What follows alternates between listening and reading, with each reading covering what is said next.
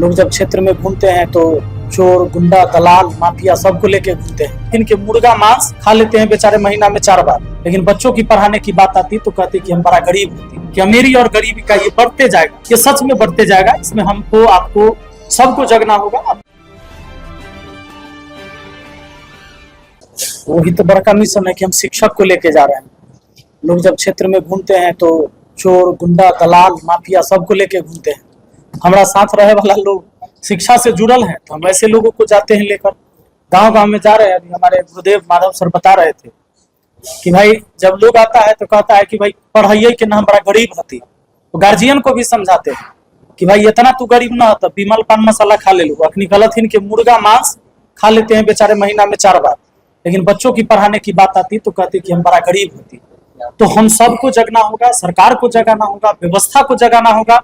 अगर व्यवस्था दुरुस्त नहीं होगा तो जो खाई सर ने कहा कि अमीरी और गरीबी का ये बढ़ते जाएगा, ये सच में बढ़ते जाएगा। इसमें हमको, आपको, सबको जगना होगा। आप पूरा समाज नहीं शिक्षित करिएगा तो वही बात है कि आपका घर तो बहुत चिकन चाकन है, लेकिन बगल में अगर पड़ोस में खूब कचरा पड़ा हुआ है तो गंध आपके घर में भी आएगा। तो अपने साथ साथ समाज को भी प्रेरित करिए कि शिक्षा से सब लोग जुड़े। और आज हम लोग शिक्षा पर ही संवाद कार्यक्रम कर रहे हैं।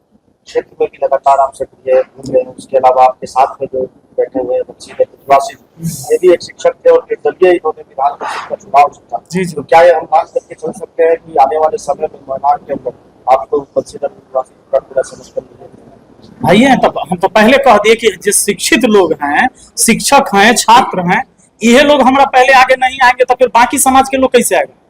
यही लोग हैं। और भैया यहाँ पर आए, हम लोग एकदम गौरवान्वित हैं, आए और हम लोग कार्यक्रम में शामिल हुए। लोगों को पता, हम लोग को चला कि भैया आ रहे हैं तो हम लोग भी शामिल हुए साथ में। सर चुनाव लग रहे हैं सर, कैसा क्या कहना चाहेंगे आप? देखिए, ऐसा है कि जो व्यक्ति जैसी प्रकृति का होता है, जैसी संस्कृति का होता है, वह अपने समान प्रकृति और संस्कृति के लोगों को चुनता है। और हमारे जो लोकतंत्र की जो अवधारणा है यह इसलिए फेलियर हो जा रही है क्योंकि चिड़िया चुनती है दानों को, पर हम चुनते नादानों। तो नादानों को चुनने की जो परिपाटी है अब बंद होनी चाहिए। अब तो शिक्षित समाज के लोग आगे आ रहे हैं और जो पढ़े लिखे लोग आएंगे तो वहां जाकर सदन में आपकी आवाज बनकर खड़े होंगे। आप किसी को विधायक सांसद इसलिए नहीं बनाते हैं कि वह कुछ संपत्ति का मालिक बने। विधायक सांसद आप इसलिए बनाते हैं क्योंकि वह आपकी आवाज, आपकी भावना को उसी अनुरूप सदन में रख सके और पॉलिसी डिसीजन में वह काम कर सके। तो इसके लिए निश्चित रूप से शिक्षकों को आगे आना चाहिए, शिक्षित नौजवानों को आगे आना चाहिए, शिक्षाविदों को आगे आना चाहिए। और जब तक शिक्षित लोग आगे नहीं आएंगे तब तक समाज का भला होने वाला नहीं है। नहीं तो अदम गोंडवी जो कहते हैं, अदम गोंडवी ने लिखा कि जितने हरामखोर थे कुर्वो जवार में, अब प्रधान बनकर बैठे अगली कतार।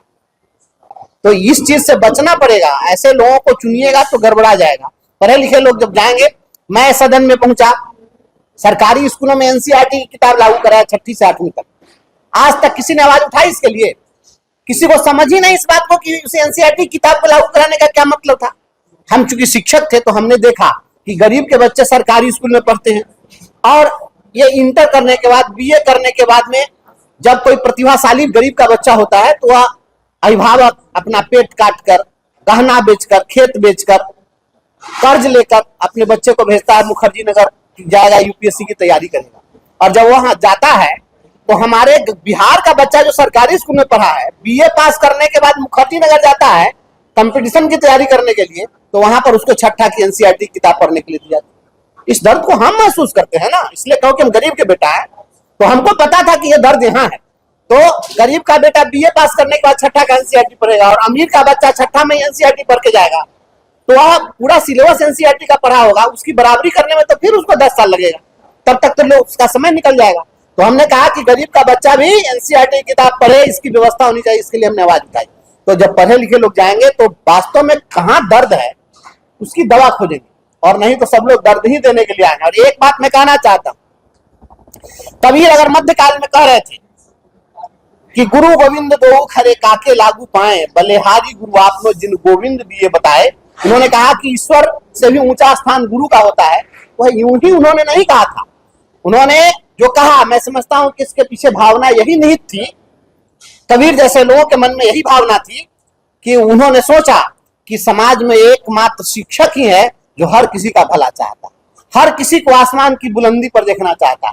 दुनिया में आपके मामा जी, मौसा जी, फुफ्फा जी, चचा जी, पड़ोसी के लोग, रिश्तेदार, नातेदार जो भी हैं, वह चाहते हैं कि आप आगे बढ़े, लेकिन उनके बेटा से आगे नहीं बढ़े। लेकिन एकमात्र शिक्षक है जो चाहता है कि हम प्राइमरी स्कूल के मास्टर रहे, लेकिन मेरा पढ़ा हुआ विद्यार्थी कलेक्टर बन जाए, क्योंकि वह कह सके कि वह जो कलेक्टर है वह मेरा विद्यार्थी है। बस इतना ही कहने के लिए वह चाहता है कि मेरा विद्यार्थी आसमान की बुलंदियों पर हो। इसलिए इससे ज्यादा शुभचिंतक कोई भी रिश्ता हो ही नहीं सकता है। इसलिए शिक्षक अगर जाएंगे वह सभी को आसमान की बुलंदियों पर देखना चाहेंगे, खुद को आसमान की बुलंदियों पर पहुंचाने की चाहत किसी शिक्षक की नहीं होती है। इसलिए हम आपका भला चाहते हैं, विपिन सर समाज का भला चाहते हैं। हमारे हरियाणा से आए हुए प्रदीप जी हैं, वो भी 13 लाख बच्चे को पढ़ा रहे हैं, वो यहाँ पर आए हुए हैं। माधव जी यहाँ पर आए हुए हैं, ये लाखों बच्चों को पढ़ाते हैं। और ऐसे लोग जो गरीबी में पले, और गरीबी में पले हुए लोग गरीबी का दर्द जानते हैं, और जाके पैर न फटी बीवाई वो क्या जाने पीर पड़ाई। जो सोना चांदी का चम्मच लेके पैदा लिया है उसको कहाँ पता है कि कहाँ दिक्कत है। तो वो लोग तो आएंगे तो सबको सारी दुनिया ऐसे ही नजर आएगी। तो केहू टूटही मरैया में दिन काटता, केहू कोठा अटारी में जलसा करे, तो ऐसे नहीं होगा। समाजवाद की बात करने वाले जितने भी सत्ता में बैठे हुए नेता हैं, तो समाजवाद को नहीं बढ़ा करके और वो लोग वंशवाद को बढ़ाने में लगे हुए, तो ऐसे नहीं चलेगा। समाजवाद तब आएगा, शांति नहीं तब तक जब तक सुखभाग न नरका सम हो, नहीं किसी को बहुत अधिक हो, नहीं किसी को कम हो। इसलिए गांधी स्टाइलिशमैन को लागू करना होगा।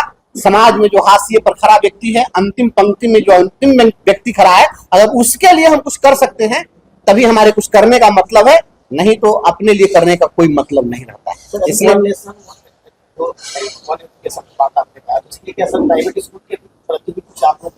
मैं तो कह रहा हूँ कि प्राइवेट स्कूल में एनसीईआरटी किताब पढ़ाते हैं ना, प्राइवेट स्कूलों में एनसीईआरटी किताब पढ़ाते हैं, तो प्राइवेट स्कूल वाले एनसीईआरटी की पढ़ा रहे हैं, वही किताब सरकारी स्कूलों में पढ़ाई जाएगी, तो बात समाप्त। आप जो बोर्ड बनाए हुए हैं, क्यों बिहार बोर्ड, कोई सीबीएसई बोर्ड में क्यों रहेगा, कोई आईसीएसई बोर्ड में क्यों रहेगा? एक बोर्ड करो, वन नेशन वन एजुकेशन होगा, एक साथ सब इलेक्शन हो जाए। लेकिन ये बोर्ड एक नहीं हो सकता है। बोर्ड एक करो, एक साथ परीक्षा हो, एक साथ परिणाम हो, एक समान सबको सर्टिफिकेट मिले, नहीं तो किसी का मूल्यांकन किसी तरीके से बित्ता नाप के कहीं नंबर दे दिया जाएगा, कहीं कंप्यूटर से चेक करके नंबर दिया जाएगा, कहीं ऑब्जेक्टिव क्वेश्चन होगा, कहीं सब्जेक्टिव क्वेश्चन होगा। समान रूप से क्या किसी का इवैल्यूएशन हो पाएगा? नहीं होगा। और जब मार्क्स समान नहीं आएंगे तो फिर आप कैसे करेंगे? आप सरकारी स्कूलों में 9th के हिंदी की किताब में मनोज तिवारी का फोटो छाप के उसका व्यक्तित्व पढ़ाते हैं। मैं बराबर सब सवाल को उठाता हूँ। गरीबों के बच्चों को आप मनोज तिवारी पढ़ाओ, अमीरों के बच्चों को आइंस्टाइन पढ़ाओ, और नौकरी की जब परीक्षा हो तो आइंस्टाइन के जीवनी से सवाल पूछो। ये कौन सी व्यवस्था है भाई?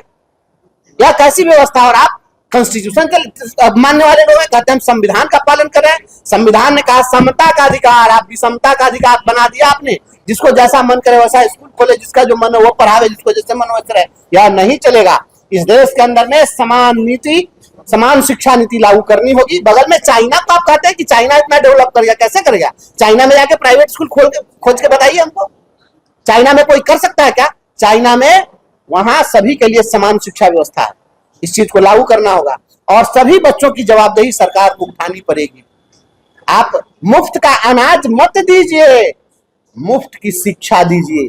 और कॉपी किताब पर 18% जो जीएसटी आप लगाए हैं, सोना चांदी खरीदेगा तो 3% जीएसटी लगेगा, क्योंकि पैसा वाला लोग सोना चांदी खरीदेगा। और गरीब के बच्चा को पढ़ने के लिए जो कॉपी कलम खरीदना है उसमें 18% का जीएसटी टैक्स लगाएंगे। ये कौन सी टैक्सेशन व्यवस्था है भाई?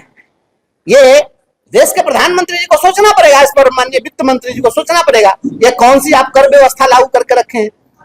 आप गरीबों को फैसिलिटी दीजिए।